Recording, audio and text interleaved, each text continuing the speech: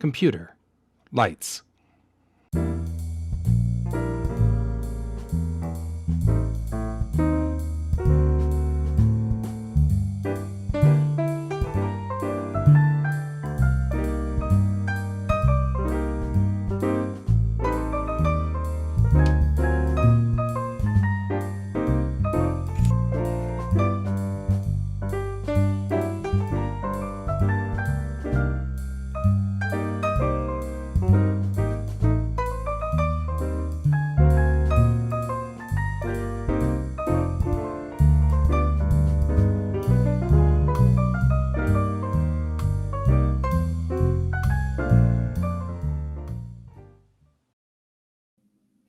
Good morning, everybody, and happy Thursday. All right. So, this morning, we're going to go through the long slog. All of these items still need to have their UV maps done, and that's kind of a pain in the butt, and it takes a long time. Well, maybe.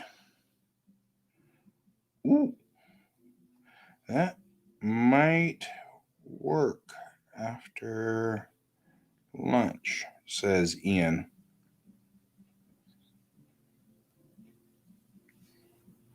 We'll have to see. Hello, Brent. You had a question, and I was in the middle of.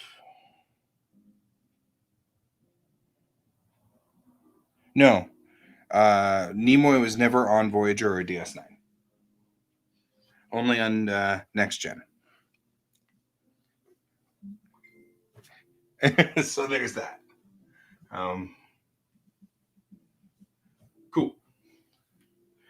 So, yes, that makes total sense. And I'm glad to be of help. Anytime my useless Trekkie knowledge can be useful, then that's always a plus. Why is it a boo? It's fine.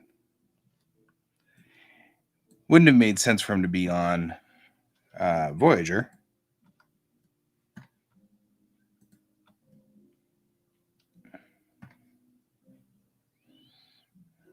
So, and the question really is that a, like Casper the Ghost boo, or is that a Boimler boo? Wait, I'm the transporter clone? Boo.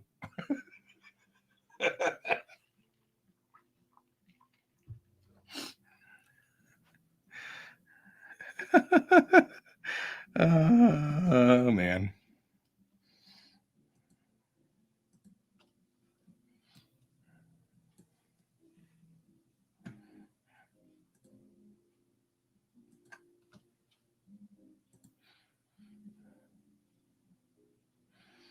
No, modeling. Go over to modeling, because it's under UV, and we say mark seam. That's the seam. It's unseemly to not have this be the seam.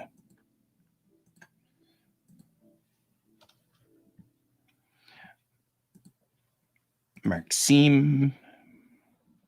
I'd like for you to meet my friend Mark Seam.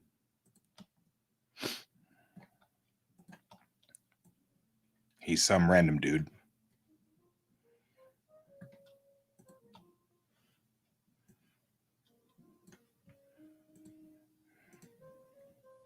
We should probably also do the side of the hull. So, like this side as well.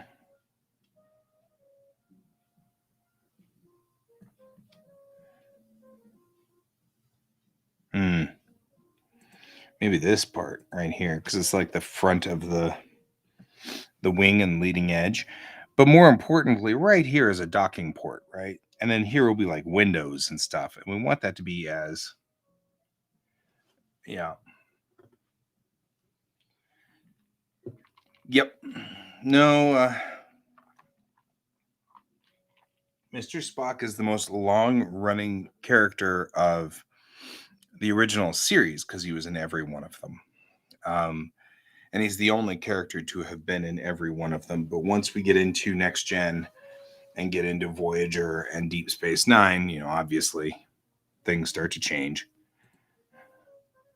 Mark Seam. But I mean, there's 800 episodes. The actual longest running character who has been in the most episodes of things, I believe, is Michael Dorn, who played Worf, because he was a series regular in TNG. So he was in every episode, all 200 episodes of TNG. But then he was also a series regular in Deep Space Nine. So that made him be in some 75 or 80 episodes of DS9. And so I think, and I'm not 100% sure, I'd have to go check this, but I think that it's that Michael Dorn is the longest running Star Trek character in the most consistent episodes of Star Trek. So looked at through a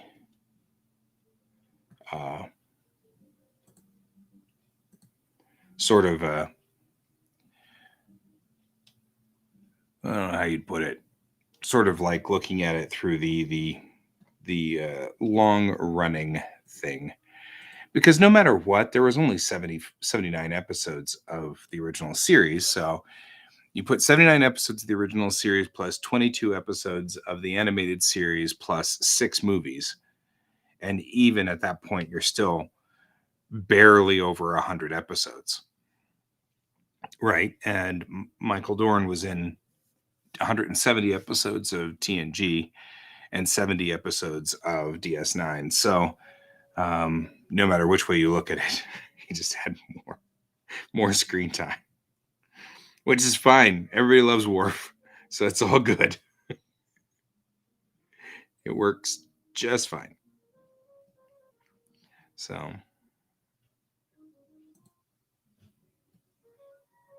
okay.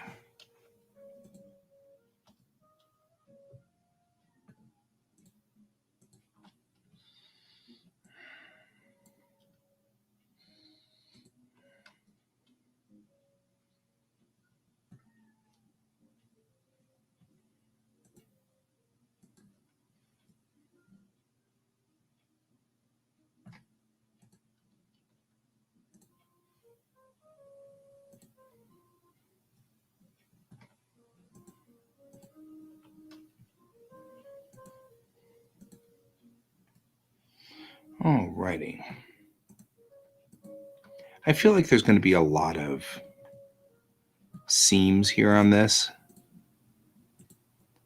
because of the nature of this, and we're going to have to figure out how to deal with things like the back of this ship. Somehow we're going to have to, or the front, this little docking piece up front.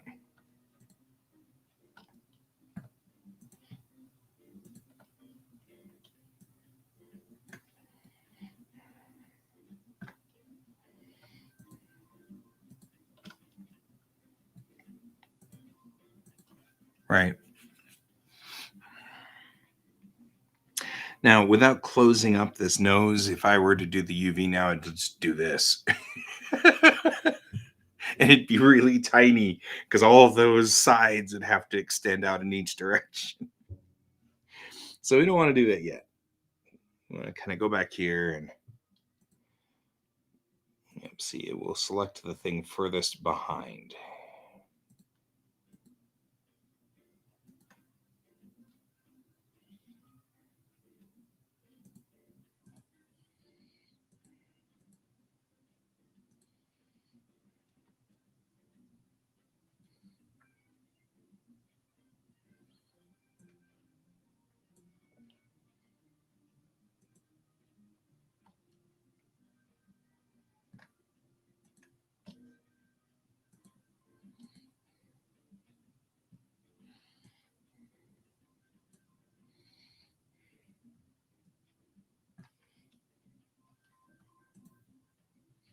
And I'm going to do this and this. Well, that's rough, isn't it now? Because I don't know if I... Oh, no, you're... Good morning, Donald. Welcome to the show today. We are sludging through just mapping, because mapping has to be done, and it's no fun, and nobody likes mapping. And this is the biggest piece, and this is going to take the most time, so it's probably going to take almost all of the show just to do the hull. But you know what? This is the most important piece. This is like the piece that you see a lot, so it makes some sense. It'll take some time, so we'll just keep going here.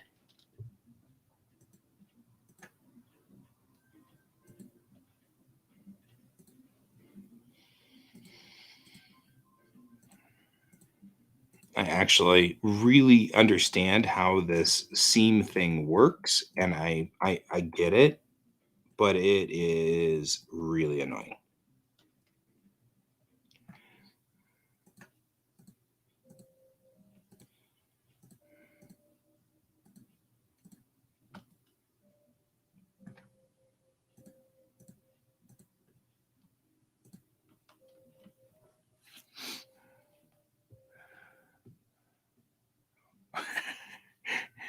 You're getting into, you like the idea of napping. You know what? I do too. I really dig that napping thing. That napping thing is awesome. Whoever invented napping was a genius.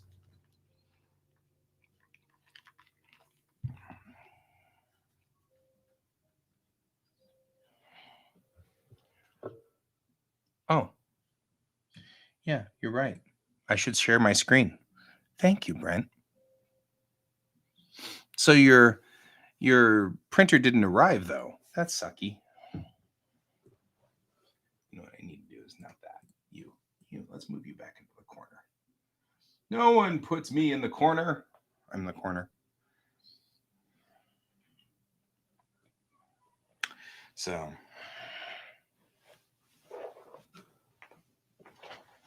all right.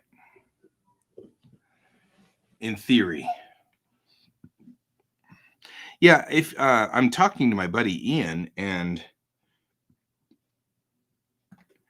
maybe during the day today, I will spin up my printer and have him with me holding my hand so that if it explodes, then, whatever. Just saying.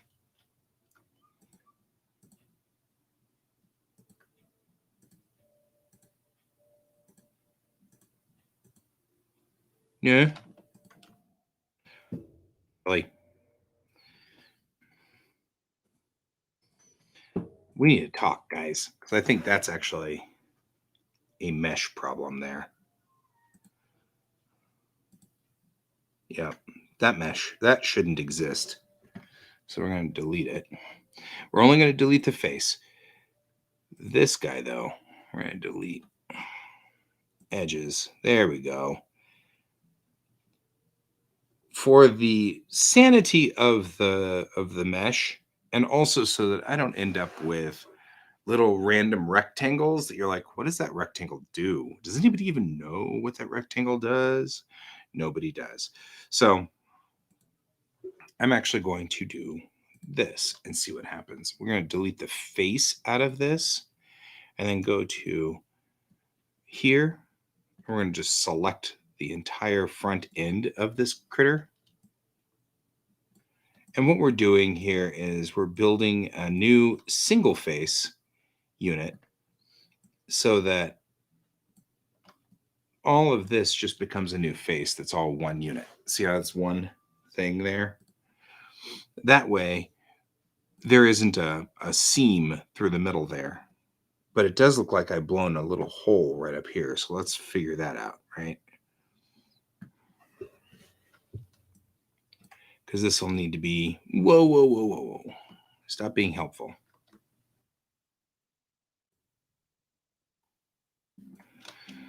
Now, if you ever do want to print a model, they have to be what we call watertight. And that's quite literally what we just did, right? There was a hole in the mesh right there. This was open to the world. Open to the world. You want that to be watertight. So if you're ever modeling in Blender,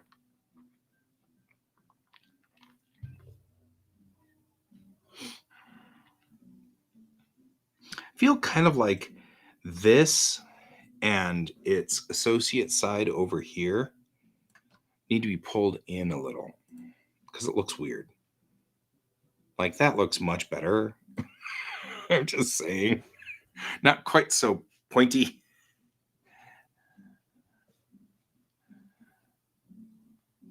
What files do you want to print? Oh, you mean your mini?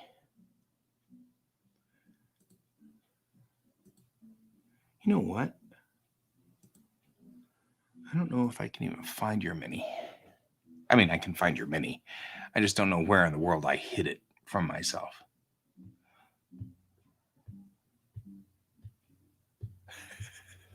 Angular designs look more futuristic. Oh, you mean this ship? You want this ship to print for Hexacon? Oh, okay. We will all. You were surprised by the William Shatner post, huh? I am very pleased by that. I am of mixed opinion as to whether the billionaire spaceship thing is the Kittiwake. This guy here. So we'll keep working on this guy. I am unsure where I feel on the millionaire spaceship program. I mean, on one hand, it's nice to see space being popularized and people actually like figuring out that space is kind of cool. On the other hand, my God, what an amount of resources we are wasting on that.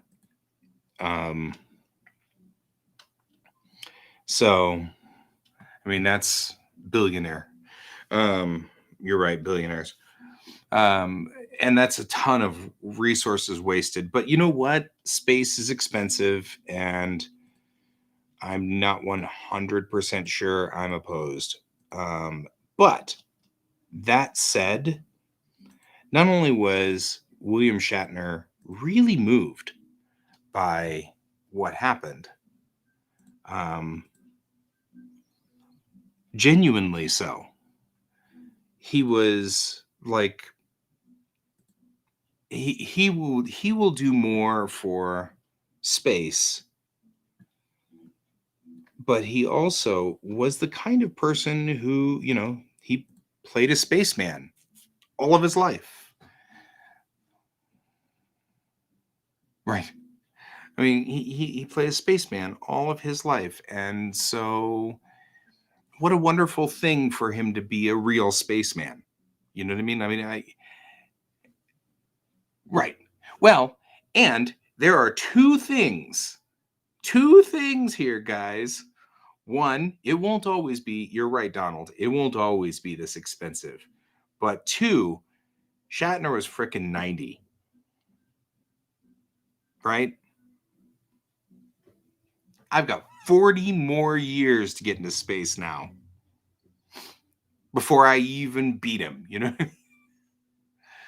Oh man, I mean, and all I would like, I'd be happy to be in orbit for an hour or two.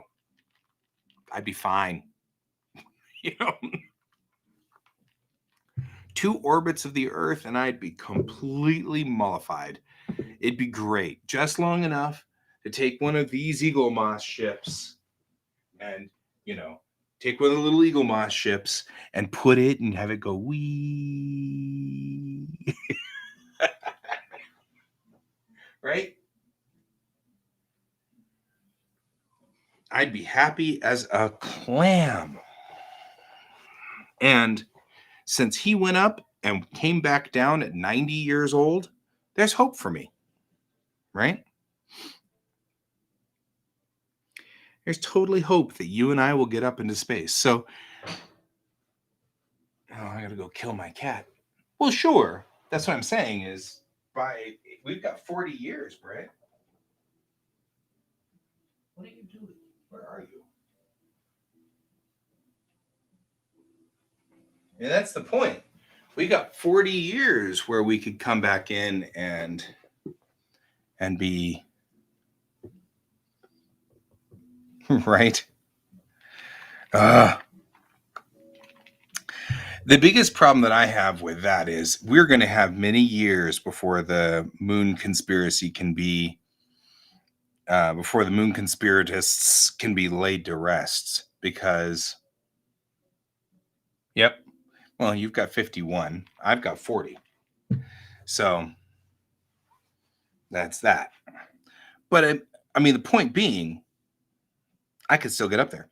Not only that, it's not like Bill Shatner has been in awesome shape all of his life. He's done ups and downs and he's had rough times. And so, even being pudgy, I could still do it. You know what I mean? Okay, we've got to figure out now.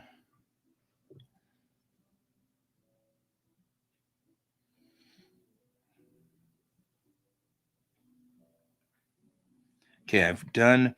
This is going to become a ring, which will be fine when it smart thinks it or overthinks it or whatever it does. Smart overthinks it. Should also go in here and tap this guy so that he'll be part of this piece up here. And already done. I think somebody had also said that it'd be in Jeff Bezos's best interest to take like the loudest flat earth conspirator and throw him in there.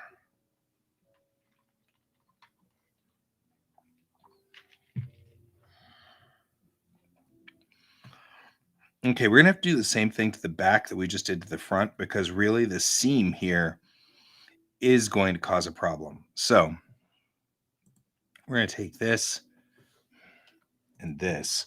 This is that back door. We're gonna delete just the face, right? Because that looks like it's fine. Everything else in there is okay. And take you.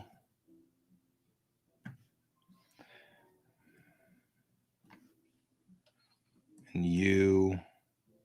And you.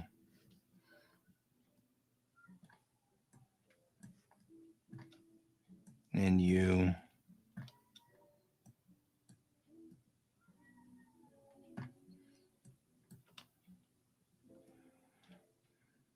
And then put a face in.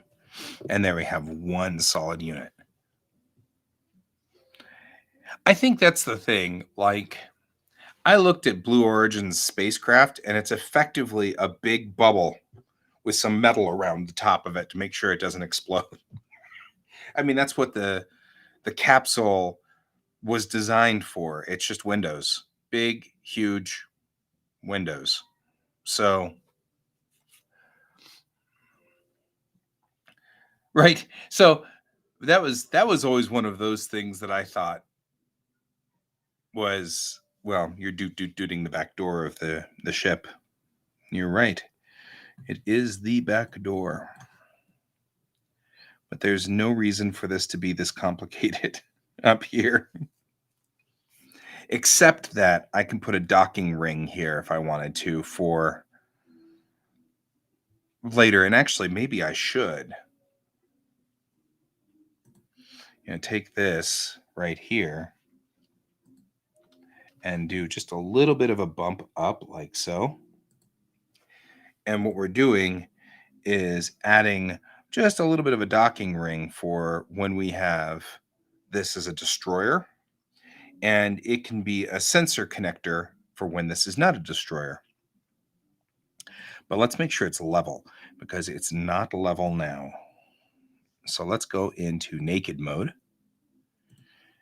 And we'll drop this section down and move it forward. And we'll raise this section up to be level. Bring it forward, like so. It's got two fins on top, though. Woot woot, naked starships. Everybody should know. Bellatrix Rising, if there's anything Bellatrix Rising has, it's naked people and naked starships. Both of those things are just true of the comic. can't handle that, you're in the wrong comic.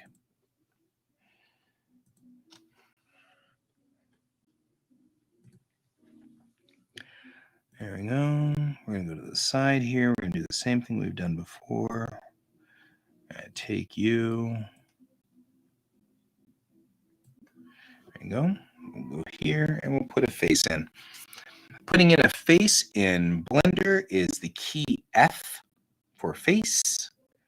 Your face, your mom's face. So we'll go to the top view here. And I'm actually going to just bring this in a hair. It's a little wide up here on the top. A dorsal fin. So, do you remember when we were talking about like the larger ships designs? The big ships, they actually have that single fin that goes straight down through the middle of the ship.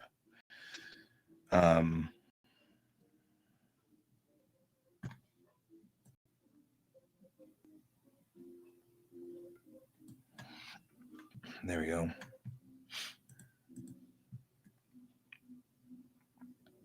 Perfect. Okay. Yeah, well, so the gravity sensors are this assembly right here, right? This guy right here. That's all the gravity sensors. There's 5 pieces to it. 2 small doors in the back, the main sensor array, the top part of whatever, and then the extended antenna. And there will be 2 of them on either side. So it was moving on impulse. Wait.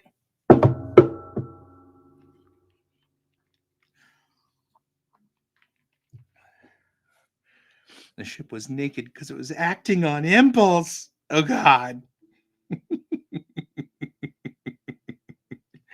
This is why we love you, Donald. This is why we love you. That was good. Okay, I'm going to go on ahead and put a seam through the bottom here. On this side. So that this entire bottom part of the shell will be its own little critter. And I feel kind of like when we get into the landing gear bay, things are going to be kind of complicated and weird. See you in a second. And there we go. We get in this landing gear bay right up through here and through the back mecha bay. And those 2 pieces are going to be difficult, complicated. There's going to be a lot of close-ups right here on the mecha bay, because you're going to want to have scenes of the mecha going and coming out of the mecha bay and stuff like that. So we want to make sure that this also is a door that needs to be single-fied or whatever, because it's also going to be just a single unit. All right, so we'll take that, and that. And we will carefully grab these guys.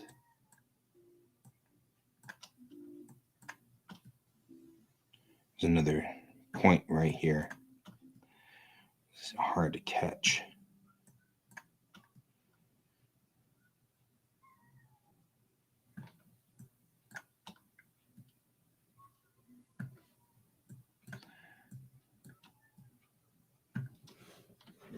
There we go.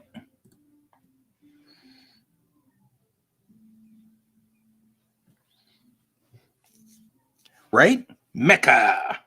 Well, and this is, so there's the ancient story of Final Fantasy.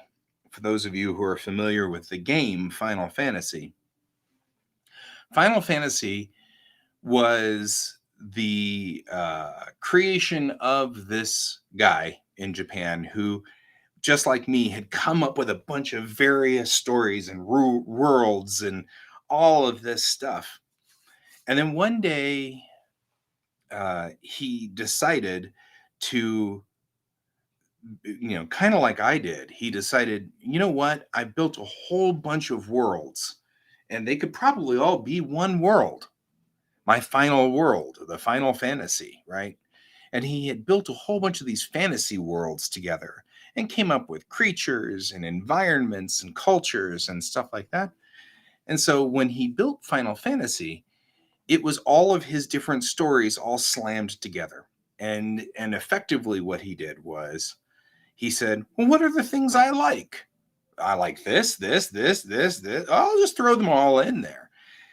And that's one of the reasons why Final Fantasy is sort of a potpourri of like tropes, is because he's put all the tropes he liked in there. I did the same thing. I was like, hey, you know what? I I like all of these things. So why not just do all of these things, right? Why not have mecha? Why not have spaceships that have lots of extendy parts? Why not have all of that? You should be able to see all of these things in a story. So I've got mecha in here, and I've got spaceships and large ships and little ships and aircraft ships and uniforms. And, it's like all the things I like are all in one place. And all of the stories get to be moral stories because I love moral stories. I love whenever I read moral stories, morality plays. It makes me think, gosh, what would I do in that position? And so I like the idea that all of the stories of Bellatrix Rising will be things where you will go, huh, what would I do if I was in Chang's position? But more importantly, she may not choose the same choice. She may not even choose the right choice. And that might be the thing that you see in the story. You might go, damn, I wouldn't have done that. And she'll get slapped for it. I mean, it's going to be part of the story that sometimes Chang doesn't do the right choice. She tries. She tries really hard, but she's not going to always do the right choice. So I think that's going to be interesting too. But those things I'm interested in that whenever I read stories and stuff like that. That's the stuff that I love. All of that should be fine. I don't know if I need to UV map the bay.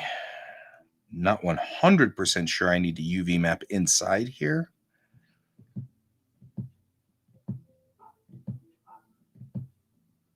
But I'm kind of thinking, right? I mean, there's nothing wrong with that. And I believe firmly in Shakespeare's, I call it Shakespeare's law, even though it's not really a law, because he just said, to thine own self be true. And I feel like you can accept any story as long as the story is true to itself. So as long as you don't break the fourth wall in your own story, it's fine. Nobody's going to think twice about the fact that the shuttlecraft from here is going to grow legs at some point in time and walk around. That's going to be acceptable. You're going to be just fine with that. The GPV has legs. It'll walk. It'll walk over terrain. It'll walk into things. It'll grab stuff and dig through rocks, and it does all kinds of stuff. It's what its job is. So that's fine. Nobody's going to question that. There's a Navy, or there's a Marine mecha in here. It sits in this bay. It's with the Marines. That's why the Marines are on the bottom deck, is because that's a Marine mecha. So when you deploy the Marines, they come out in full armor and then they bring a mecha with them, you know, something akin to the RX-97. It's going to all of a sudden be a mecha standing there with a big gun. And you'll be like, okay, I'm intimidated now. That's the whole point of Marines, though, right? The Marines are there to make you think twice about deciding to do damage, as opposed to, because I mean, like any police force of any sort, whether you're talking about a military police force or whether you're talking about a civilian police force, their first duty is to make you decide you don't want to get violent. It's not to, I mean, that's like their first duty. So if putting a 50-ton mech standing there with a gun makes you decide, okay, maybe my little uprising is a bad idea. Then that's a good thing.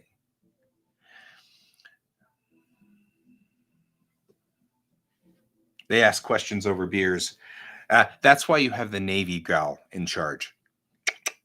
Ooh, I'm gonna get inner service arguments now. Oh man.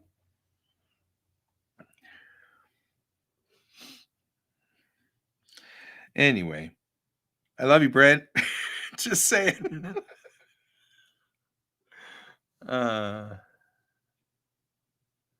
Yeah, I mean that's one of those things where, oh, I'm looking at this and I don't think this needs to be a seam. Because now I feel like this is all one unit. UV clear seam. Same for you. Because this is going to end up being its own little triangle if we leave it like that. There you go. Yesterday it was the Navy's birthday, but that's all right. Yep, 280 something years old for the US Navy. You guys are old.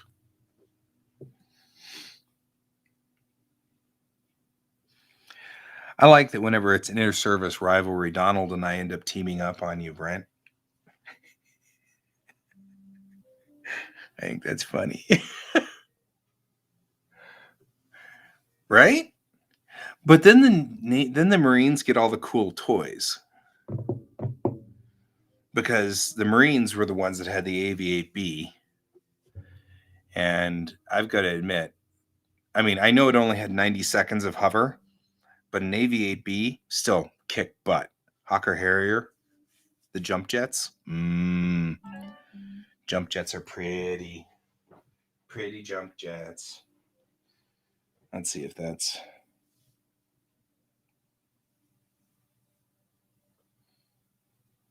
Aw. So... Anyway, okay.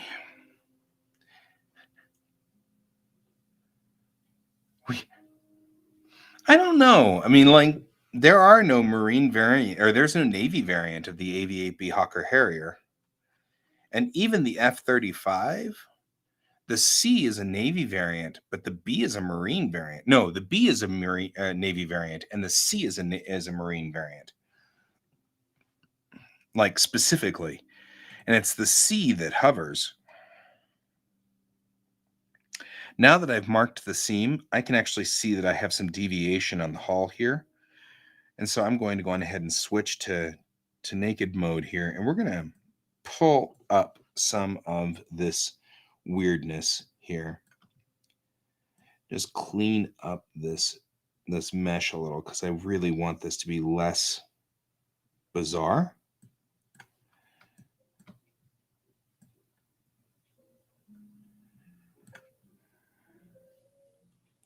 It's not actually following like the lines of the spacecraft here.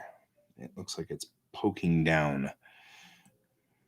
Right, so we're going to bring these wings up a little so that the hull follows a straight line across the bottom side of the F-35 Lightning II. There is an aircraft. Man, putting the seams in was extremely useful. Like now I can see you and you are too high and should be like here. And you are also too high and should be right there. And you, there we go. And you aren't level with that line. There. So all we're doing is just straightening the mesh up a little so that it's not quite so funky.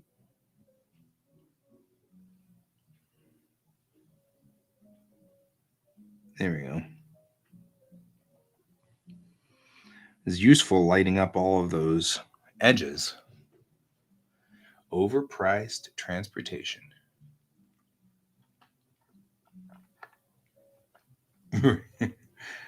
That's pretty brutal there, Donald.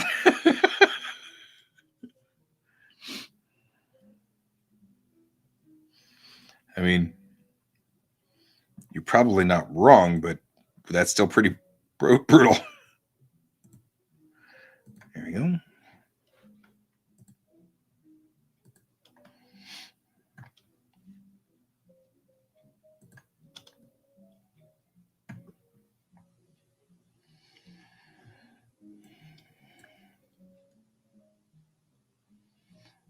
Looks like there's 2 lines here.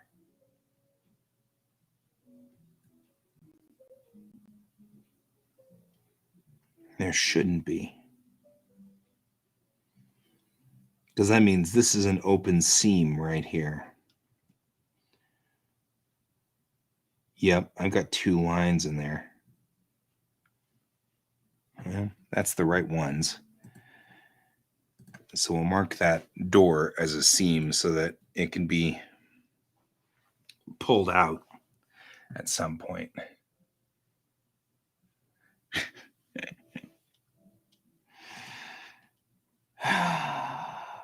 Like I said, nothing like inter-service rivalry, right?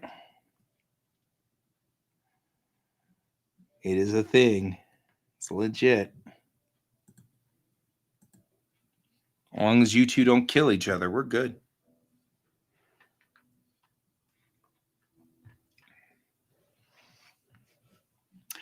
All right. Okay, so I'm starting to feel like we're getting close to where all the seams should be, right? So we'll go over and bring up my UV editing on this guy.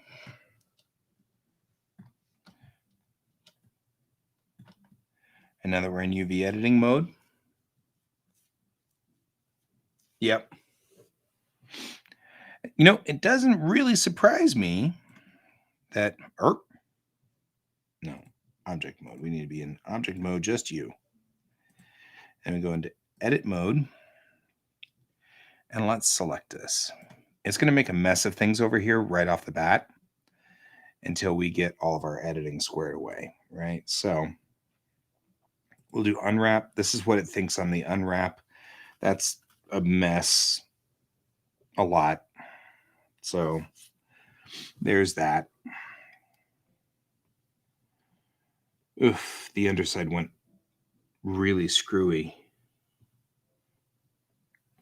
Yeah, so we'll have to figure stuff out here.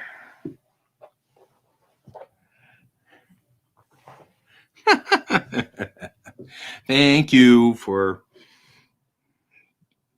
keeping us sort of clear. I'm not sure where this guy belongs. Right here. I don't know what he is even. Where that is. Is that there?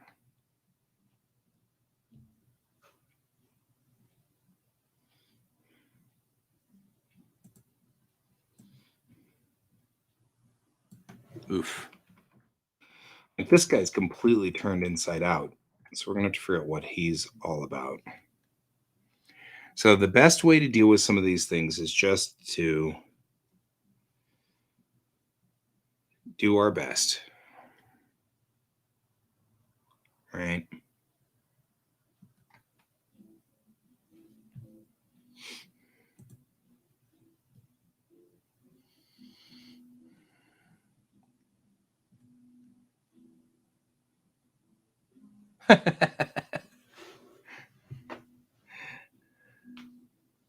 That's awesome.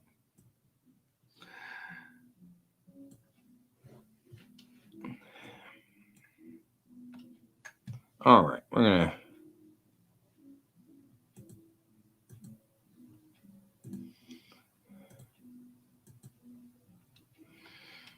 there are a lot of little teeny pieces that go somewhere. Right? Okay, so we know that this is the top. That's useful. And then here's the bottom, but we're going to have to do some work to make it.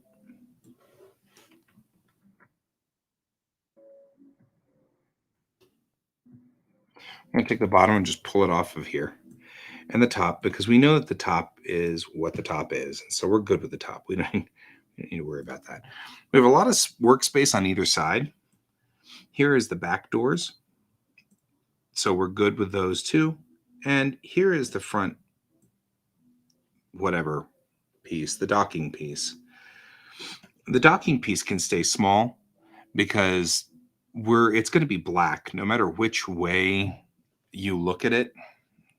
Oh, yeah, I love ship porn. Actually, that's one of those. That's a subreddit I subscribe to regularly. Is ship porn. So, the only thing that's got me concerned are the sides over here, because I'm not. I mean, all of this, I have no earthly idea what this is, or this. So I know what that is, but this guy, I don't even know what this guy is, or where he belongs. So put him over here. And this is also the docking ring, that front connecting ring. So we'll put it over here around this guy, because both of those guys, it's going to be much more, it's going to be much more important for the outside ring, because we're going to have to put lines through it and maybe little widgets and things like that so that you can see sort of where that docking ring is, than it is the face of it, because the face is always going to be on this ship connected to the other ship. The only thing is, if there's ever a moment where the front piece undocks, you'll want to see that there were decks and things like that inside there. So maybe I will make it readable, human readable or whatever, so that we can put some stuff into it. So what we'll do is this: take you and we'll rotate you until you are the correct space.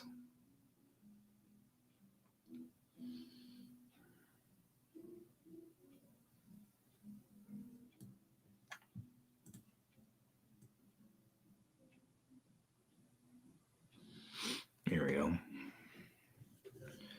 And that now is the same as this guy here, and we'll just call that good.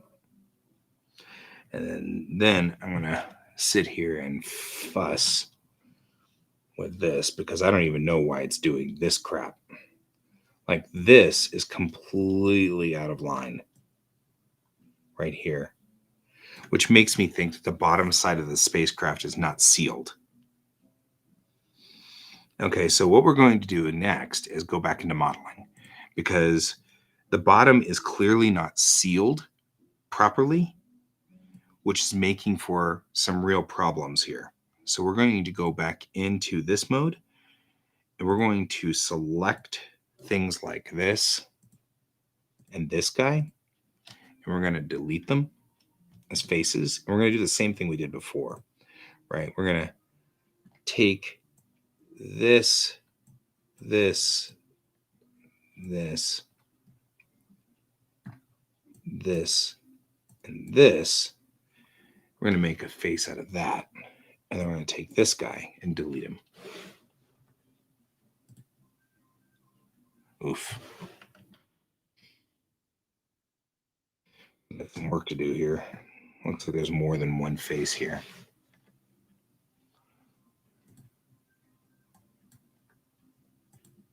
There we go. That's part of our problem. And it probably stems from this very, very front piece right here. And this, what happens here is, this is a tolerance issue. When I do the mirror and mirror the object to the other side, there's a tolerance function in there which tells you how much tolerance should I have.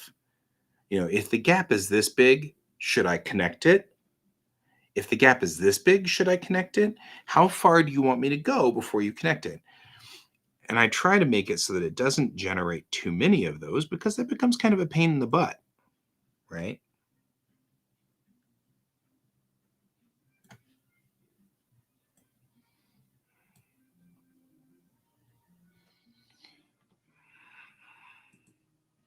Okay.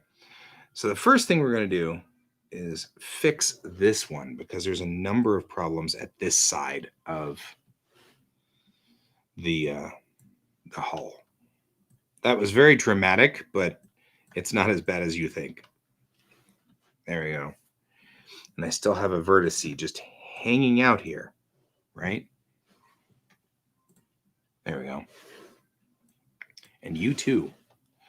No reason for that vertex to exist. Okay. So we've punched a hole in our poor ship. We'll patch it back up. There we go. We'll grab here. And I'm intentionally not putting this in naked mode because there's so many vertices on the other side. We're going to have to kill this guy too.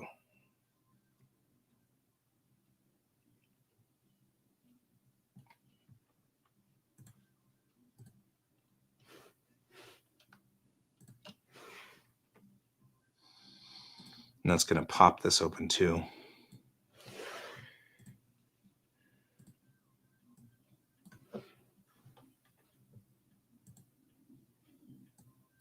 Oh, it's going to break this.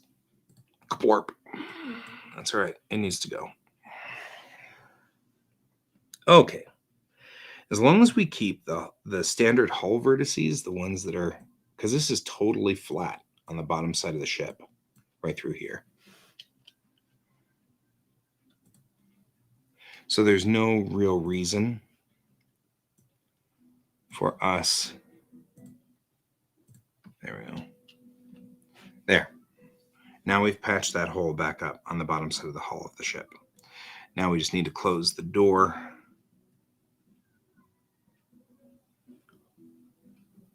Which legitimately needs to be both of these. So we'll go on ahead and do this too.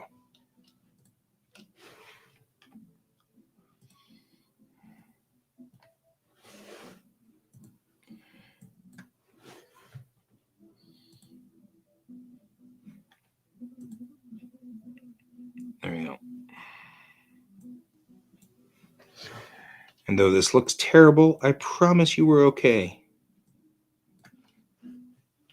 There we go. We'll close that door up.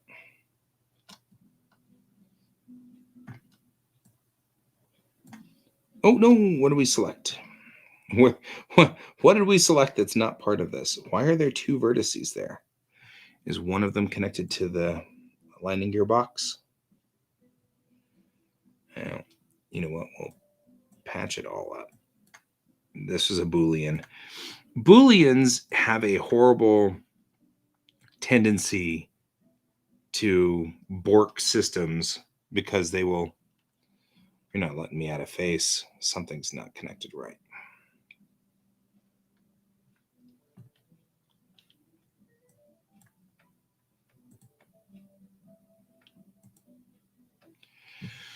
Okay.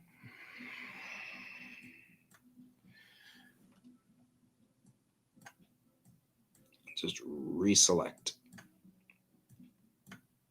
Mathematically, it doesn't like it. That's all right. That's okay. There we go. It has a plumber's crack syndrome. Only problem with this back door, as we've discussed before, there are two vertices here. We're going to have to get very close to figure out which one it is.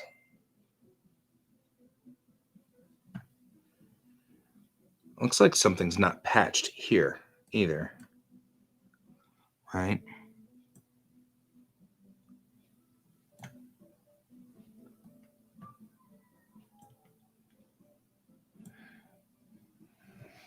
See you later, Donald. We had a lot of fun with you today. Thank you so much for joining me. I enjoyed your company.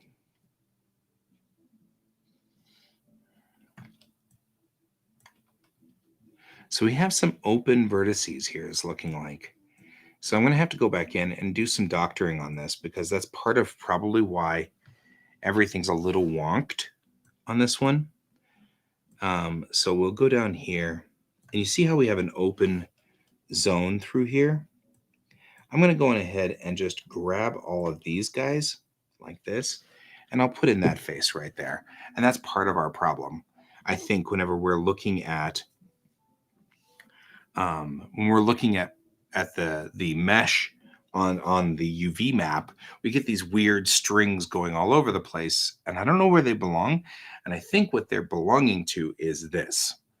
They've got this like zone over here or something that's open, and it shouldn't be open. So we're just going to do this.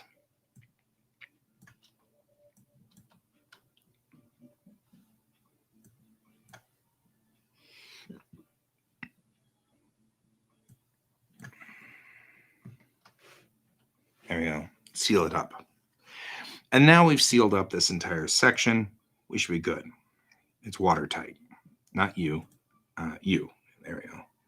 And this is where we're getting that weirdness, because this should be the seam and this one should not. Right? And then this should be our seam. That's part of our problem with the mesh. And this one should not be a seam. Right? Instead, we'll run this guy as the seam. And when we do, that's now going to make the back door have little points in the bottom. But you know what? I can handle that. We can do something with that. Now, the only problem I've got left is that up here at the top, we have our double seam, hull seam through here that probably should be taken out, right? So we're going to have to go through here and do this too, because this double seam has not served us very well, right? I mean, it has not really done us any favors. So we're going to take you, and actually we're going to take you, we're going to delete you.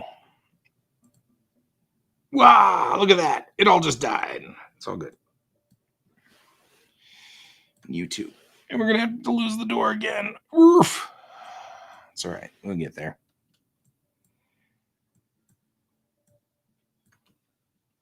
But, I mean, honestly, it's better this way.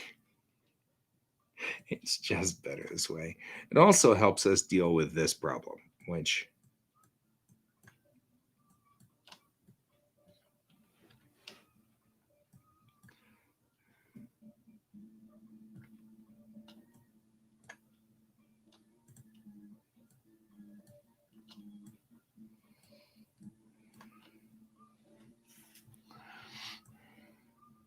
it just makes for a better model all the way around if we do it this way. Do do do do do do do do do do do do do do do do do do. Oh well.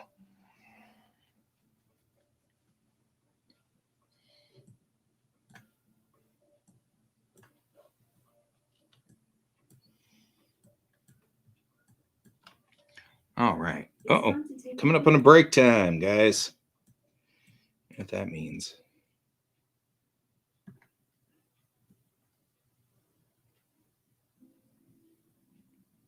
Not you.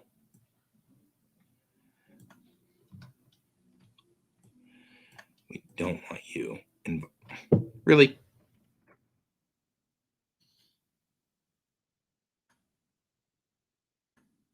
You. There we go.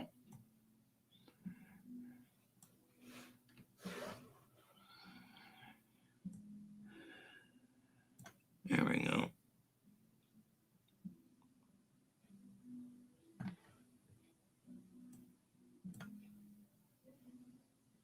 We gotta be careful in here because there's an inside and there's an outside on this guy, right? So we really only want this guy. You. We'll put this door in and we'll go to break. And you. And you. And you. Door. I mean F, not D. D won't help us. Door doesn't give us a door. Okay. Everybody, you know how this goes. We got to stand up and stretch. So there we go. Reach for the fan. Reach for the fan. Hey, I actually can touch the fan. Check it. Ooh. Okay, that was probably more entertaining than it needed to be.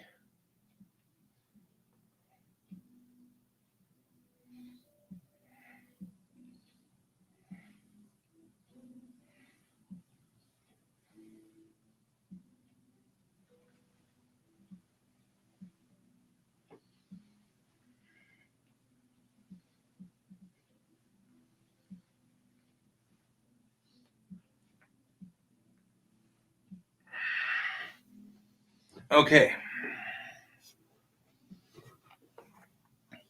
Back to work for us. What's this?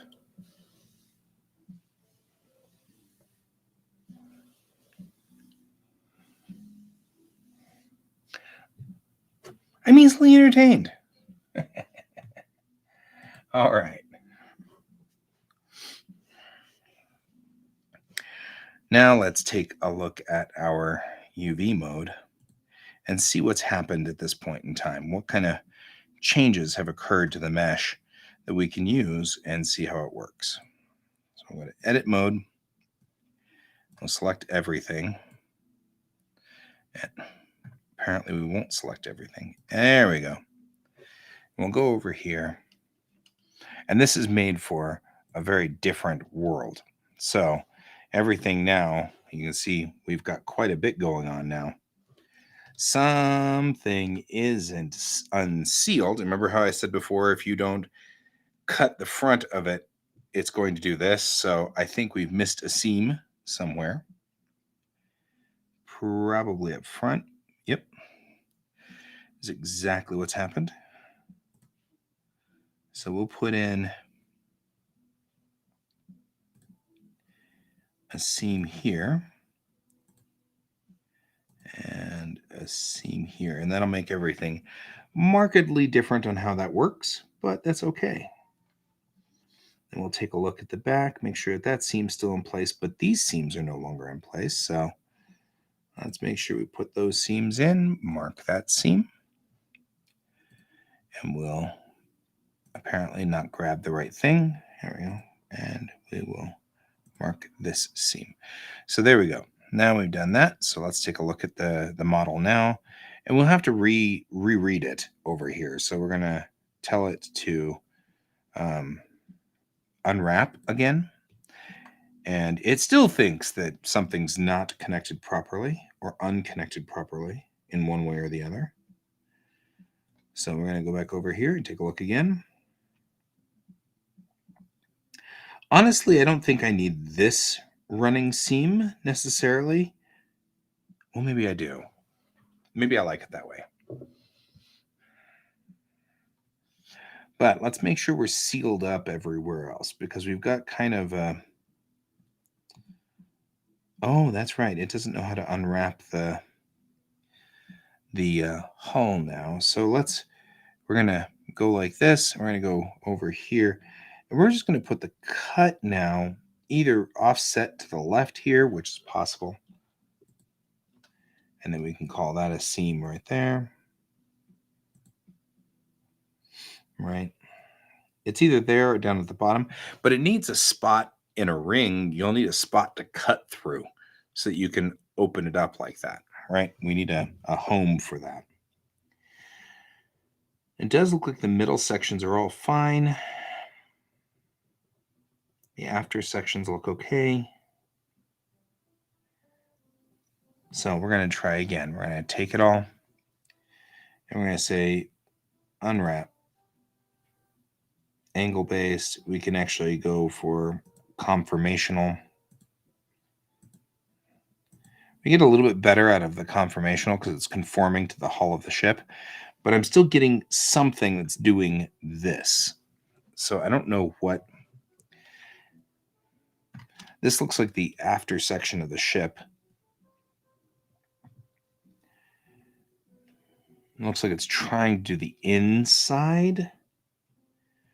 like we've got a seam that's screwed up back here in the back. And we can tell because we look at it this way, and this is the side of the ship here. And so this is clearly one side of the vessel. So it's something to do with these seams right back here. These three seams of Orient are. Try to smoke a rubber cigar. What?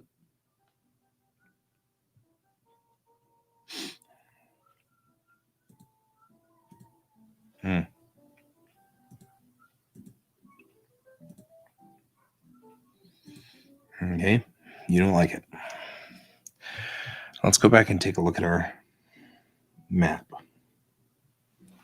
Right, because it's something to do.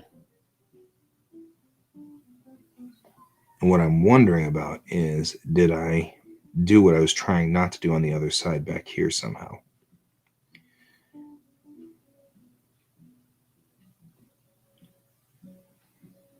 I don't see any seams on the inside in here that need to be dealt with, although, you guys could be seams and that would make things a little bit more.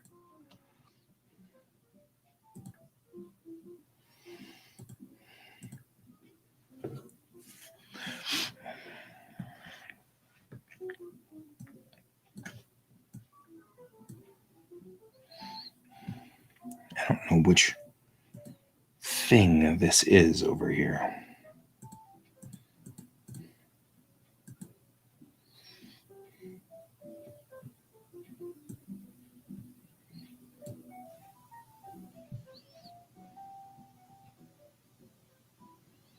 Like, I don't know where this guy is. I don't even know what it is or where it's going.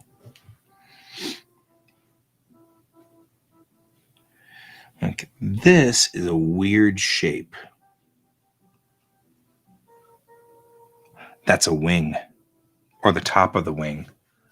Ah, that's what this is. This is this shape right through here. See it? So it's on the starboard side, looks like. So it's this guy. It's here. And this structure back here is what's getting doubled over.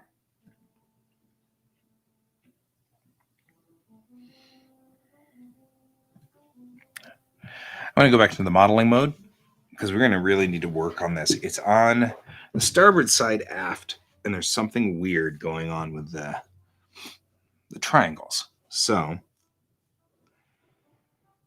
let's take a look at all of the shells here. Let's do that. And you know what? We could probably go into UV mode now that we've selected that guy and see what, and see what is going on because I've highlighted that. So let's take a look. Yeah. Okay. So it's this inner piece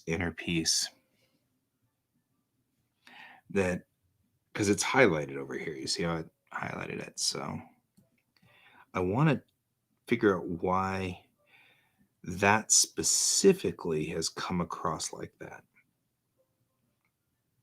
That means something's really messed up on this. But I'm looking here and I'm seeing, looks like 2 different lines, maybe? Not sure. We've got conflicting vertices.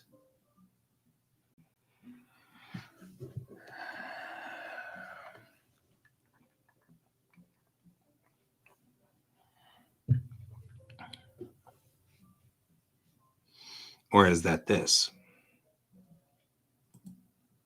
Yeah, that might be this. So let's go back over here and say you.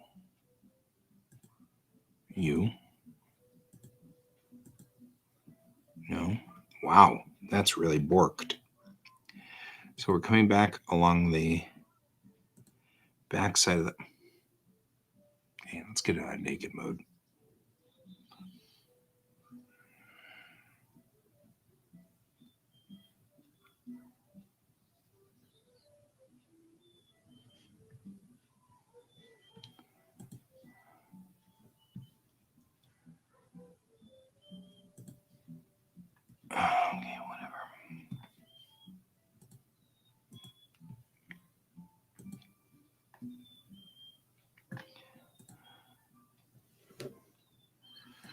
Well, that bothers me.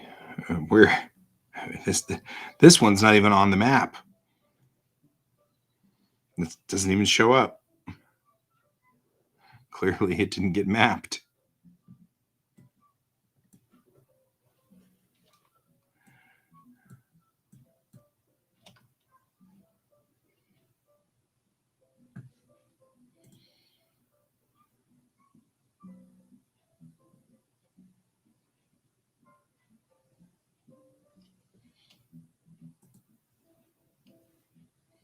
Well, now I've got it going the wrong direction.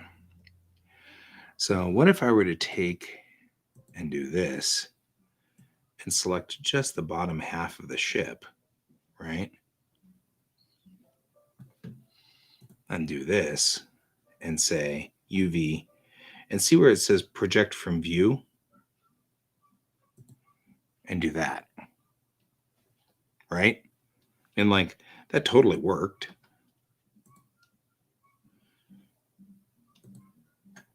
There. Look at us doing something awesome. We can take this guy now and defatten him because he just looks totally fat and stuff. No shame, but dude, go on a diet. I'm making fun of my spaceship. So, okay, let's do the same thing on the top because I kind of like this project from view thing is kind of cool. It's just that it does everything wrong, which doesn't surprise me, I guess. Oh god. Oh hey, I found the thing. It's you, huh? Oh, here, let's do this.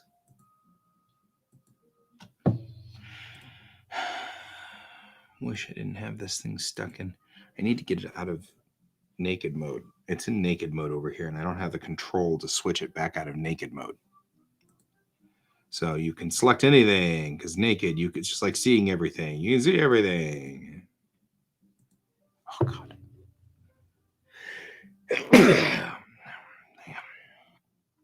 Sorry. I'm allergic to naked mode.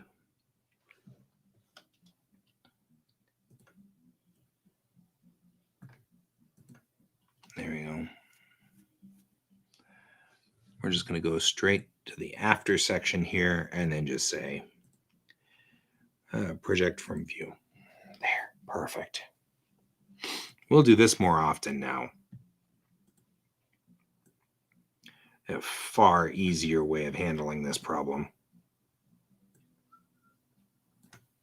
There. And now we can take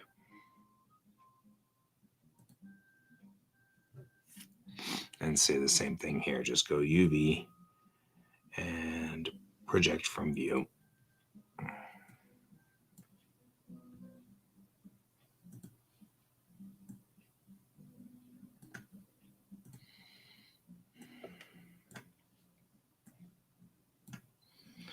And what we'll do is make sure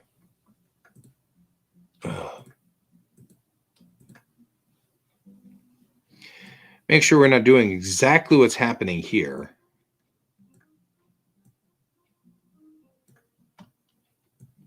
Which is we've managed to stick this guy right on top of the other guy.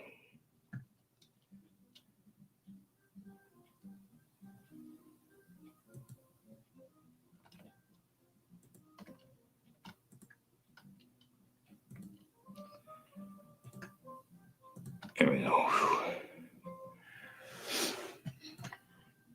They can be infinitely close, but if they're on top of each other like that, it becomes sort of an issue in a big hurry. And for space considerations at the moment, I'm just going to stick these two like this.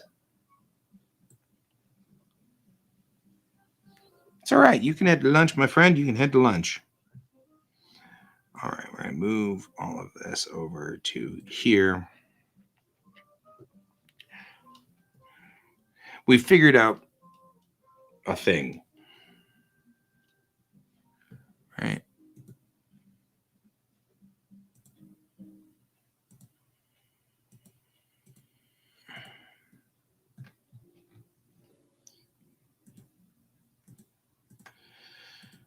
Man, this is brutal.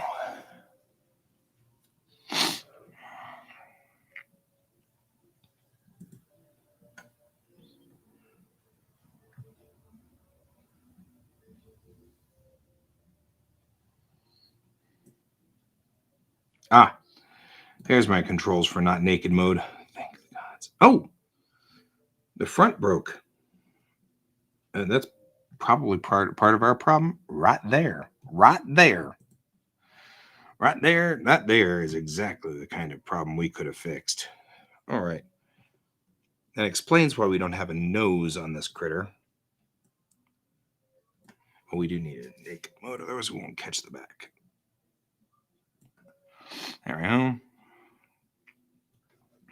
Now we'll put a face there. And look at that. I'm like trying to grab that face and I can't. Go figure. Okay. So we'll go back into. I don't know why it defaults to not being in edit mode. Look at this mess. Okay, we've learned a new secret, which is project from view. Work. Look at that.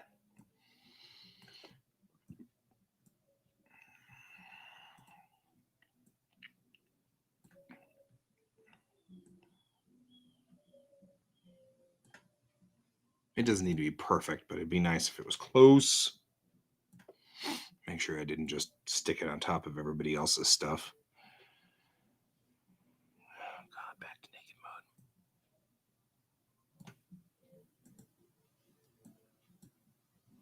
mode. Okay. And then we'll go.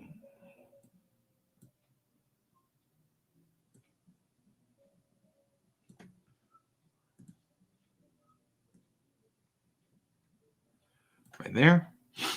Alrighty. Look at us getting somewhere here. I was doing a good job.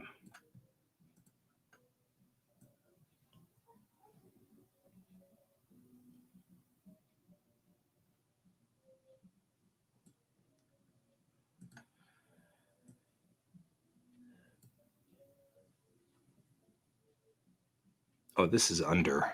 So maybe we don't want that. Because this is under. There we go. We want that. It's a thing. It's always a thing. Don't let them tell you otherwise. Okay. Now I want to think about how I want to do the top. Because we can always put this in non-naked mode and just select the heck out of stuff like this. Bork, bork, bork, bork, bork, bork, bork, bork, bork, bork. And my new extendo widget.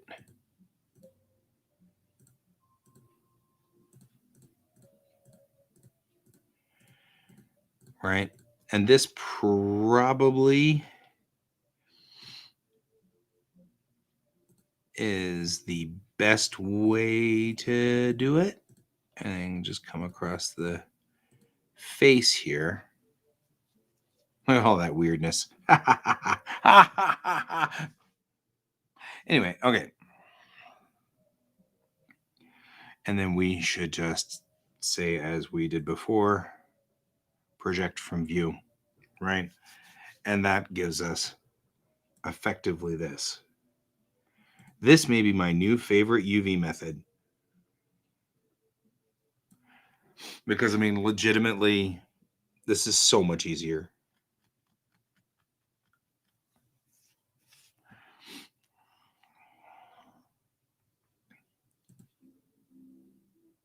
Stick this down here, over here, or whatever.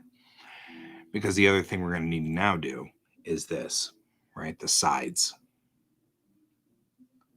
which is U, U, U, U, and all of this.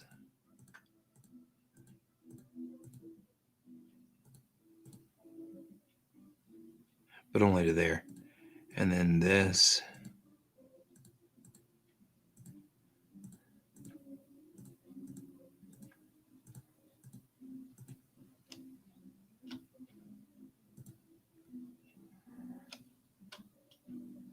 because all of that became something else, which is fine.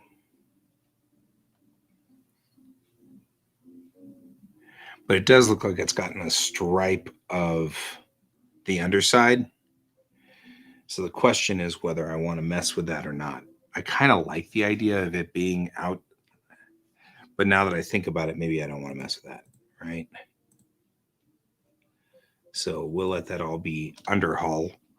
It's like Undertale, except different. And then we will project from view, which is perfect. Except, as usual, really funky because it needs to be squished down like this so that you can actually see that that's what this is.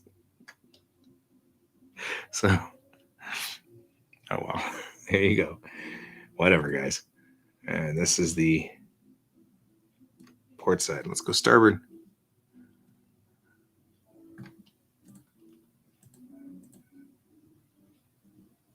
Nope, don't mess with that.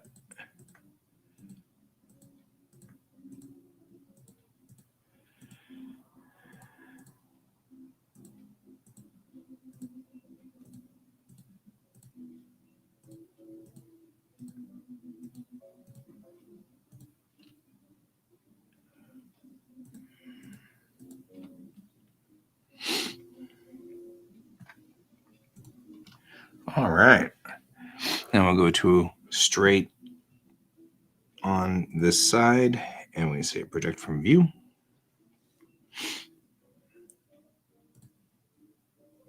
Take you in scale, and as with the other side, scale it down so it's like something reasonable. And we'll bring it to here. Okay. Now we need to go and check where everybody ended up. So let's select everything. There we go. And yeah, we want all of this side. We're going to, oops, you selected something you shouldn't have because I don't know what that is. So we're going to unselect that. There you go. Move this. So that's the underside. This is, let's just move it over to the other side over here. Otherwise, you're going to spend all of your time thinking this one through and don't. It's not worth it. We're going to move this and rotate it 90 degrees.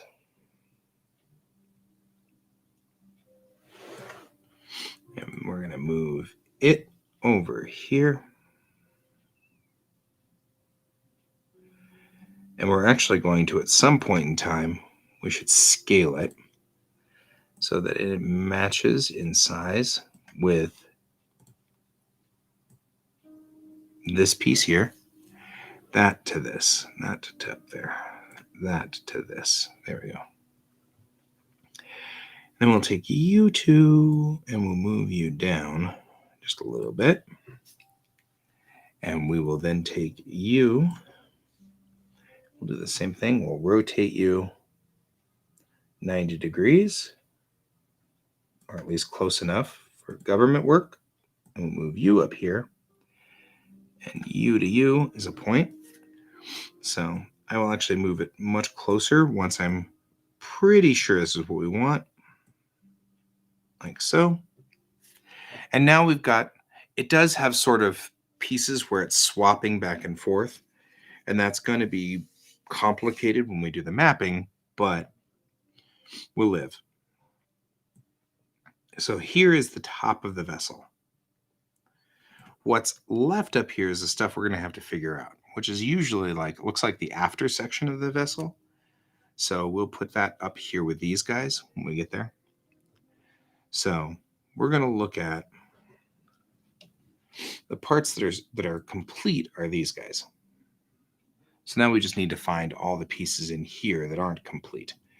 And there's not that many. So it's going to be fine. Because I can already tell, if we move back into non-naked mode, part of this is going to be, just as a guess, you. You. I think they're both on top of one another. That's not helpful. Right?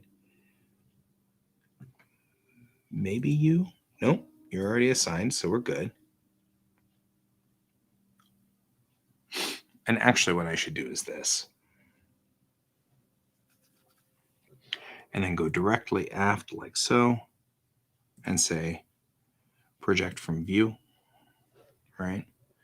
And yeah, that's going to give us kind of a funny shape on this one. Nah, this. Till that's level. Okay.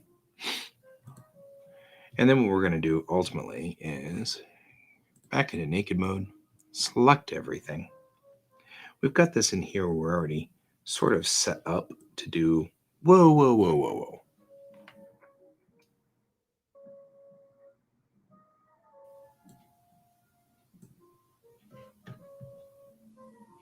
There we go.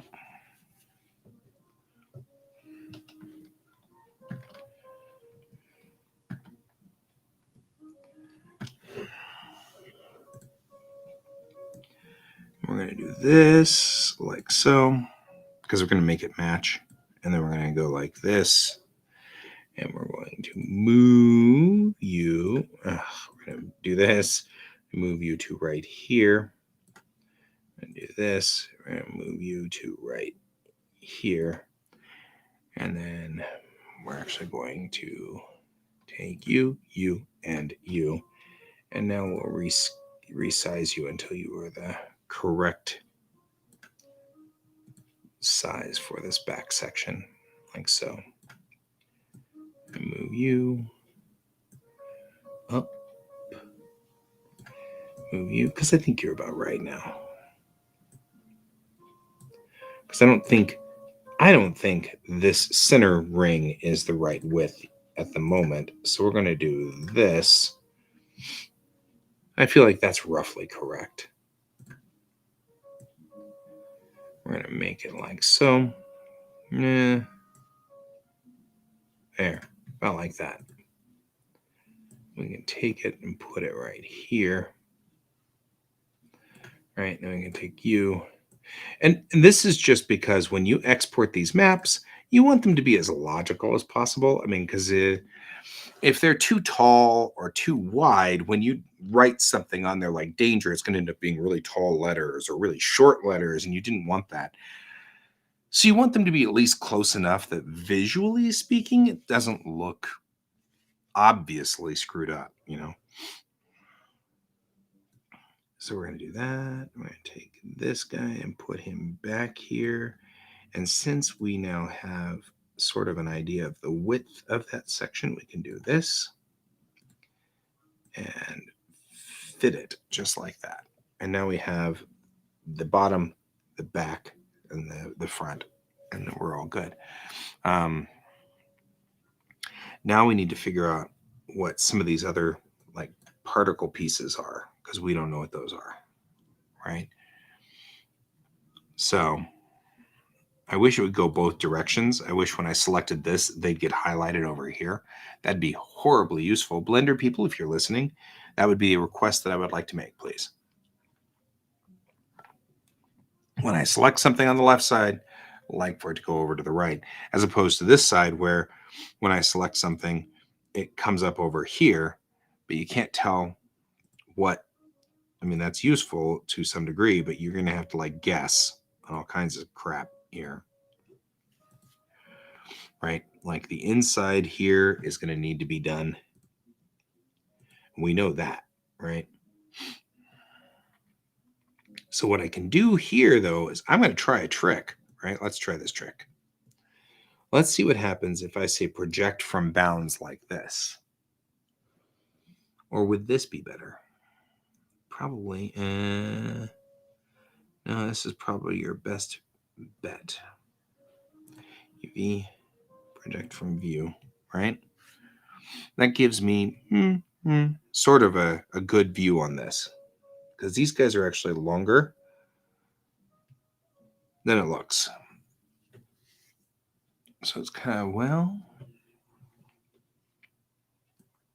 because really what I think should happen here, we'll go up here for this, is I think that it might be better for me to take and go into vertex mode and grab these guys and move them like this, right? Because then we could take these and just press them out until they're the right size. That might actually not be bad. And this is slightly like that, but really I think he's more like so, which makes these guys just a little longer.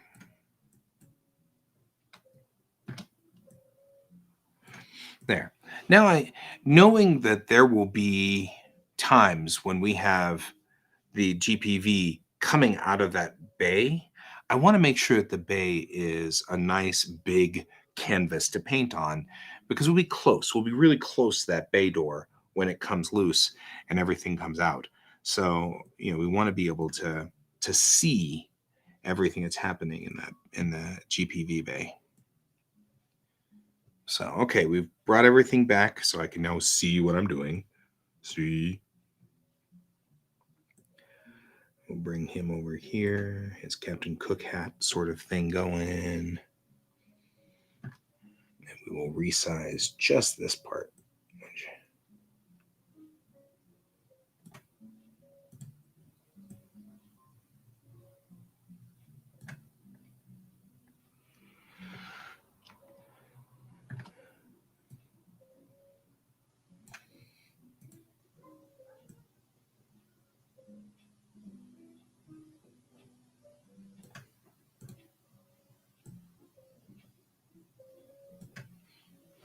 All right.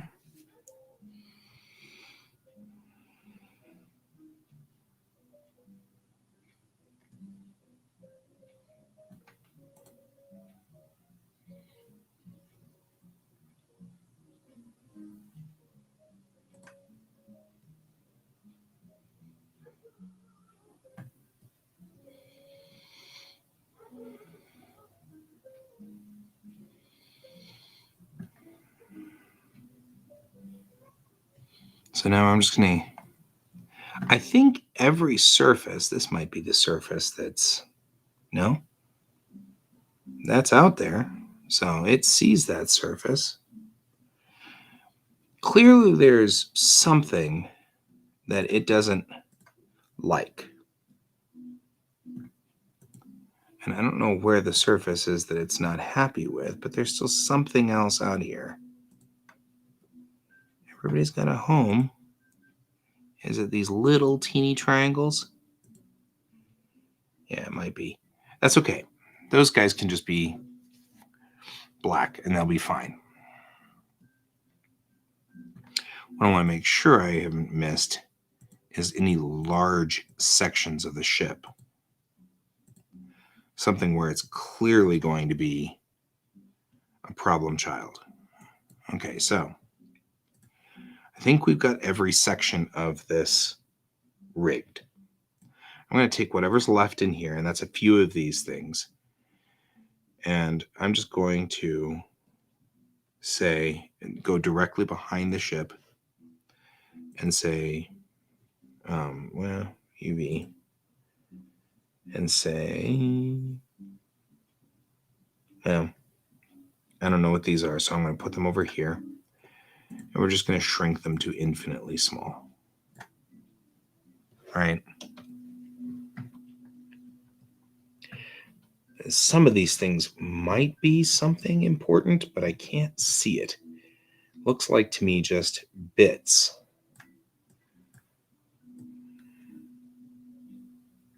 And I feel like these are now small enough bits. Let's see if I can identify. These guys might be in that front ring, which is okay. We're about to deal with that front ring. So, but I don't know where this guy, this long rod is. I don't know where it's one panel, because that's not you.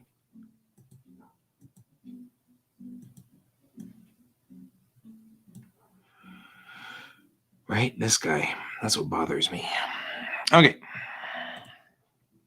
Go to the left, go to the naked mode. We're We're going to select just that forward ring. And that's what I suspected. The forward ring now is all of these little pieces here. We're going to pull out that forward.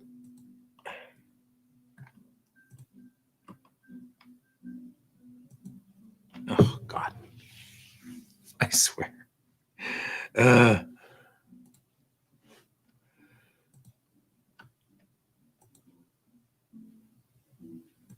don't even know where you're coming up with these things. Like, that doesn't even make sense. I don't know. I don't even know. I don't know.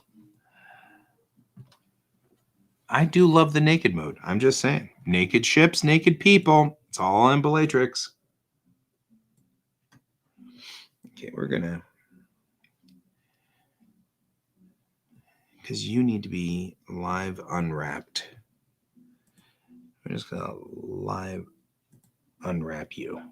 That solved some of those guys because that's all part of this. Okay, good. Okay, so we've done that. Now let's make sure we didn't, do that to the whole ship. We didn't. Okay, good. Good.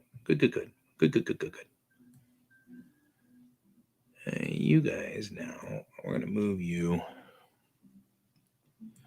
I'm going to rotate you this way, 90 degrees. There we go. And move you right here. And then we're going to take and rescale. And some days this isn't a very glamorous life.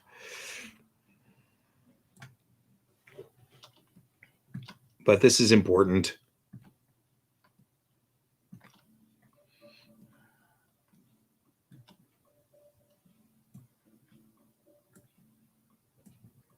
Oh, we're connected.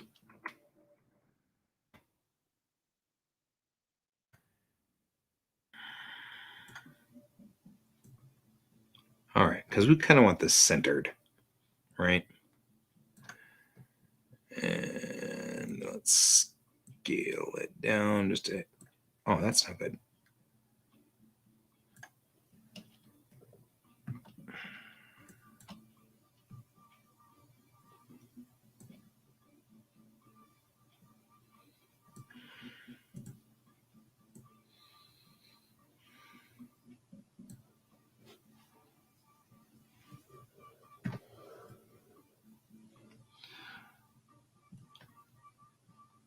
So I feel like the other thing we're not getting here is this, right? Like this piece right up here.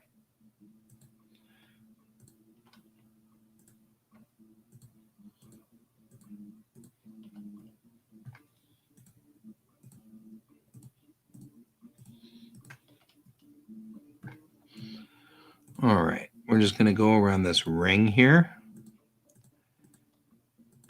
because this forward ring needs to kind of be around the outside of the inner ring. There we go. We'll go straight forward like so and say UV, project from view.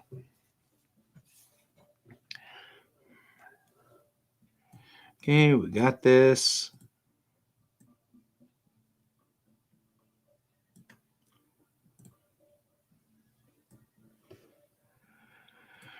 We got this, guys. We got this. There we go. Okay, we're going to rotate it so that it matches the inner pod. And then we'll need to, what we could do is just do this. This is probably cheap. It's probably easier for me to do this. And then bring that up and scale. And then rescale the whole mess.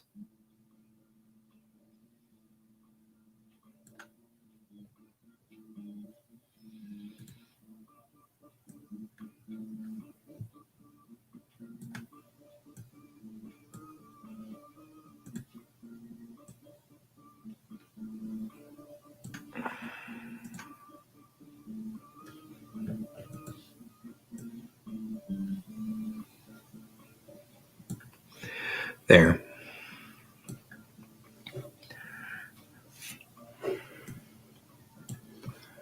And we'll rescale this whole thing, bring it down so that it matches the size of the hull, at least remotely.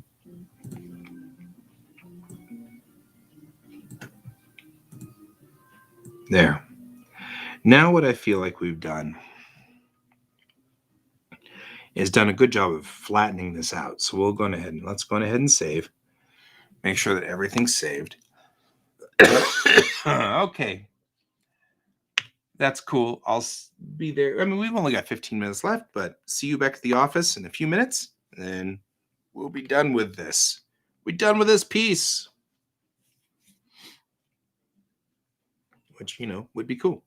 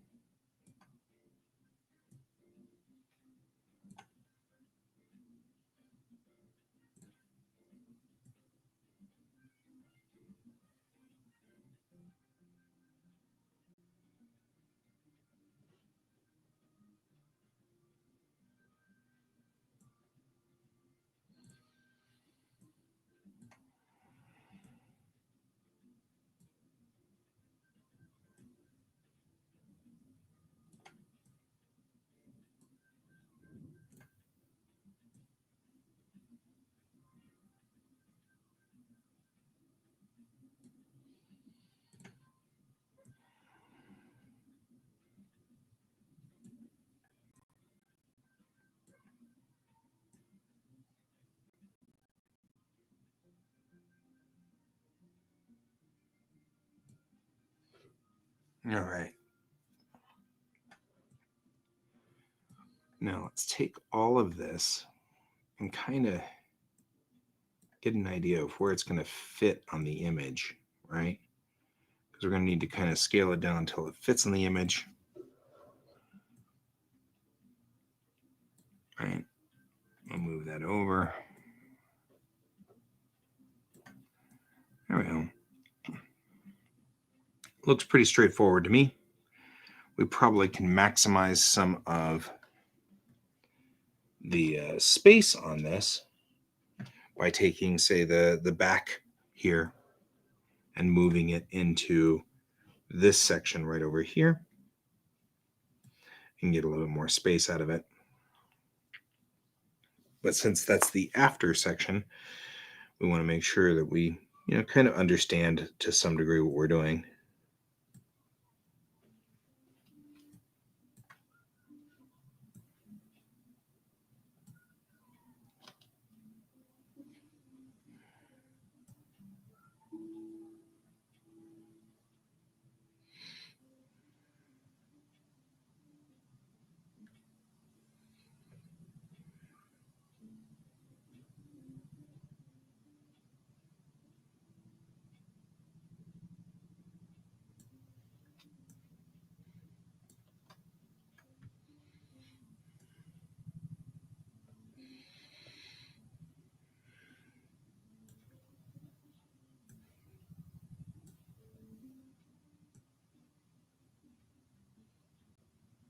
We'll put this guy like right there.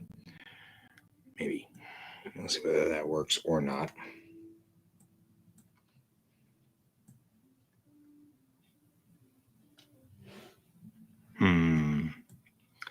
Feel kind of like I probably can get more space out of it if I do something a little bit more like this, even though, like, don't let this go any further forward than that, but pull it back to where they're level and pull it to one side. I might be able to get a little bit more space out of it, And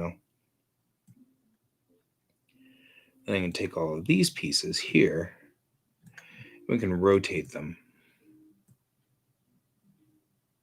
until they fit in here, this little juncture. And then these guys can go to the other side. You might sit there and go, but how will you know? Well, the truth is you don't. And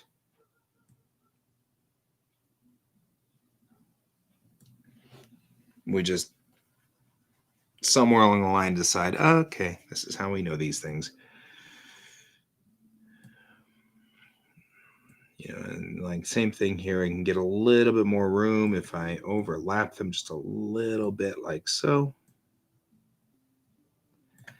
And we can zoom in here and we can move all of these guys.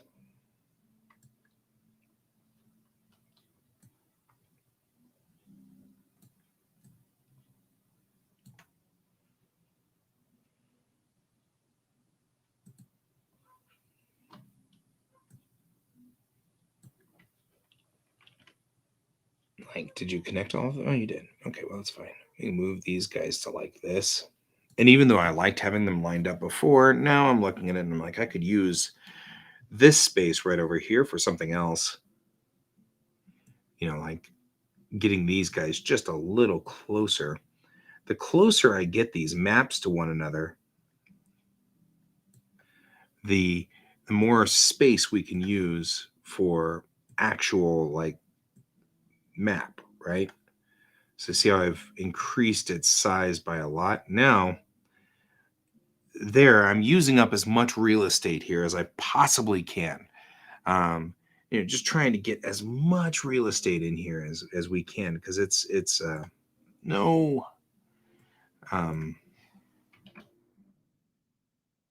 this just as much real estate as I can squeeze out of here.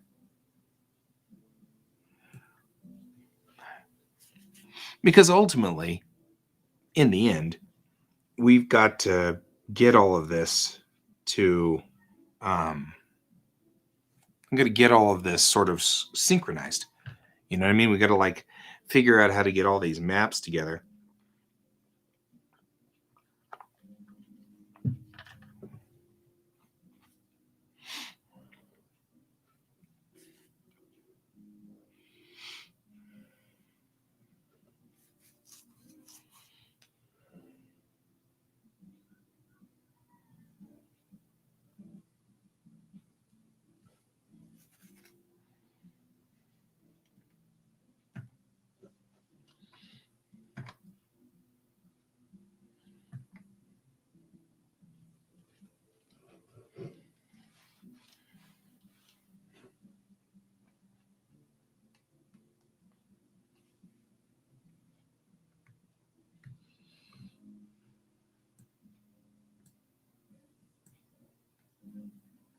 There.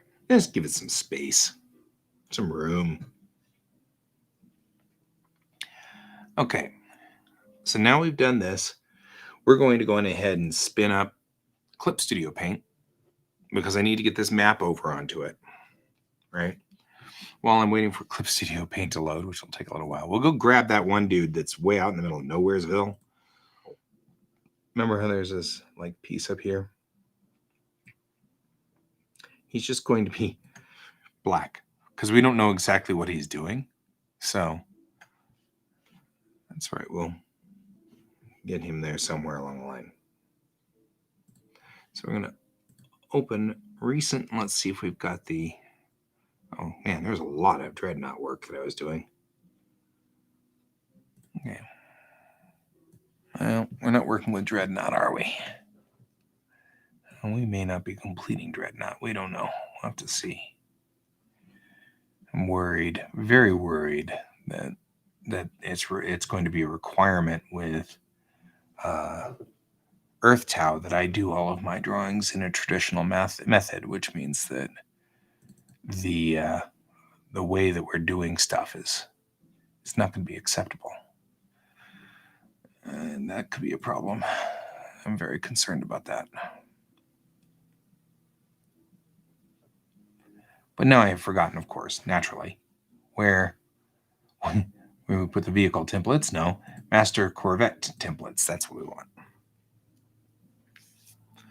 There we go. Because we need this for this part. That would be... I've got to admit, that'd be very devastating. I like working with Earth Towel. And I'd be really, really upset if I ended up having to quit because I can't do traditional 6-step stuff. So that'd be really sad. I'd be very, very, very, very sad. Okay, so we got to do Windows Shift S. Everything dims.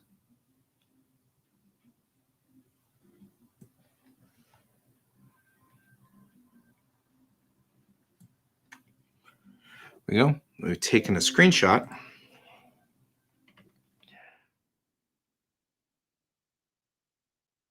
We go in here.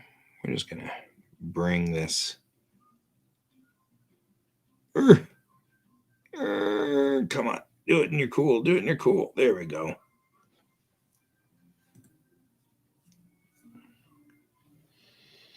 And we'll say main hull. So this is probably the most complicated piece that we've got, is this main hull. This is the one that's going to have the most markings on it, except for like the wings. The wings will also have markings, but they won't be as complicated as this main hull. So the hull is going to be an important map. So we wanted to spend some extra time on it. That's totally okay. That's acceptable.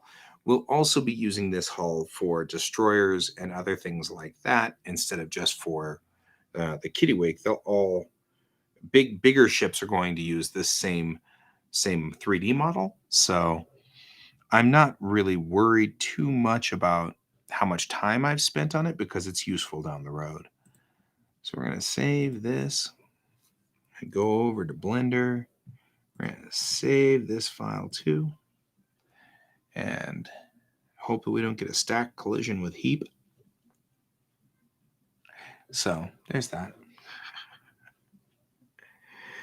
Okay. So I'm feeling pretty good about this now. I've got kind of the main hull is done. So what we've done in the past with modeling is when they're done, they go into the little done pile, which is over here, right? So we're going to take the main hull and move him over to the done pile because he's done. Right? These are all the pieces that now have been mapped properly. And these are all the pieces that are left to map. So we still have a few more days of this, but that's okay. We're getting there. We're getting there.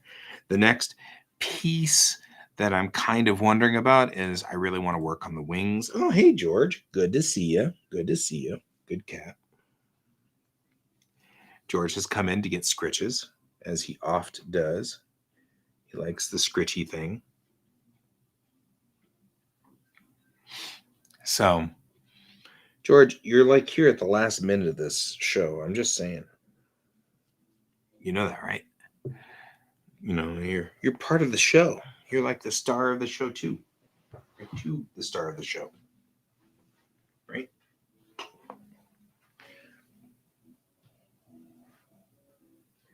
Where'd you go? I'm on a George hunt. Hey, George, come here. Come here. Come here and get scritches. Come here and get scritches. Come here and get scritches. There we go. Oh, yeah. What a good cat. I'll bring you up here. You can be saying hi to people. We'll switch over to this camera. There we go. We haven't seen George in a while because he's been, he usually sleeps during the day now as he's getting older. You old man, you. But I will give him scritches because he wants scritches. That's what he wants. He really wants scritches.